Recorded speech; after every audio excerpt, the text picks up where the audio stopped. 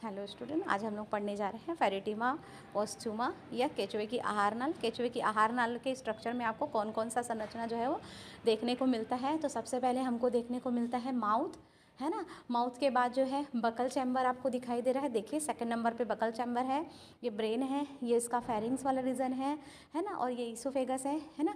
और वहाँ पे जो सेप्टा ये दिख रहा है ये ऑब्लिक सेप्टा है, ये गिजार्ड है ना, जो फूड के क्रशिंग में काम आता है। ये स्टमक है और ये प्री टिफ्लोसोलर इंटेस्टाइन है, ये प्री टिफ्लोसोलर इंटेस्टाइन है और ये इंटेस्टाइनल सीकम है ना।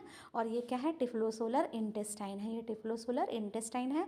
और ये है डॉर्सल ब्लड वेसल, ये बीच में आपको दिख रहा है बच्चों, डॉर्सल ब्लड वेसल है। और ये क्या है, लिम्फ ग्लैंड है ना। और ये है टिफ्लोसोल, ठीक है। तो बच्चों आहार नाल का अगर ये भाग हम अच्छे से स्टडी कर लेंगे और इसकी डायग्राम कि आपने अच्छे से प्रैक्टिस कर ली तो हो सकता है एग्जाम में ये आए, है ना। तो ईसोफेगस मतलब इसका ग्रास नली होता है जो कि छोटे छल्लेनुमा संरचना होती है ना। 5th से 7th सेगमेंट तक ये फैला रहता है ना। वॉल जो है वो थिन रहती है और इसमें डाइजेस्टिव ग्लैंड जो है वो नहीं होती। ईसोफेगस में डाइजेस्टिव ग्लैंड जो है वो नहीं होता है।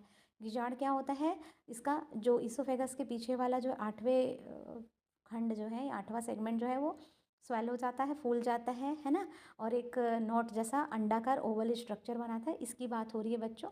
तो ये जो है अंडाकार रचना बनाता है जिसे ही हम गिजार्ड कहते हैं, जो कि मोटा है ना। इसकी जो वॉल है वो गोल मस्कुलर पेशियों के थ्रू बनी रहती है। और गिजार्ड के अंदर जो है लॉन्गिट्यूडनल मसल्स का एक लेयर प्रेजेंट होता है और इसके ऊपर क्यूटिकल का महीन आवरण प्रेजेंट होता है। और गिजार्ड भोजन को पीसने का काम करता है। गिजार्ड पीछे की ओर स्टमक में ओपन होता है। स्टमक जो है आप देखेंगे 9th से 14 सेगमेंट्स तक थिन नलिका के रूप में प्रेजेंट होता है। दीवारों में ग्लैंड्स प्रेजेंट होती हैं और ये हाईली वैस्कुलर होता है। और यहाँ पे प्रोटीन पाचक एंजाइम का स्रावण होता है ना, सिक्रेशन होता है। और इसकी दीवार जो है वेस्कुलर होती है और ग्लैंड्यूलर होती है। और अंदर की ओर जो है अनेक ट्रांसवर्स फोल्ड्स का फॉर्मेशन करती है। अनुप्रस्थ वलन जो है वो प्रेजेंट होते हैं। इंटेस्टाइन है 14 खंड से लेकर के जो आगे का जो भाग है वो आहार नाल चौड़ी हो जाती है और आंत का फॉर्मेशन करती है ना। और 15वें खंड से प्रारंभ होकर अंतिम खंड तक फैली रहती है। दीवार जो है वो पतली होती है, ग्लैंड्यूलर सिलिएटेड होती है, विलाई प्रेजेंट होते हैं।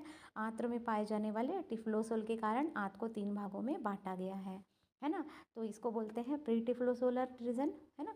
जैसे कि आप यहाँ पे देख सकते हैं बच्चों, ये दिख रहा है प्री टिफ्लोसोलर रीजन, टिफ्लोसोलर इंटेस्टाइन, है ना। और यह क्या है, टिफ्लोसोल, ठीक है बच्चों। तो इसको बहुत अच्छे से आप लोग पढ़िएगा। ऑल द बेस्ट बच्चों।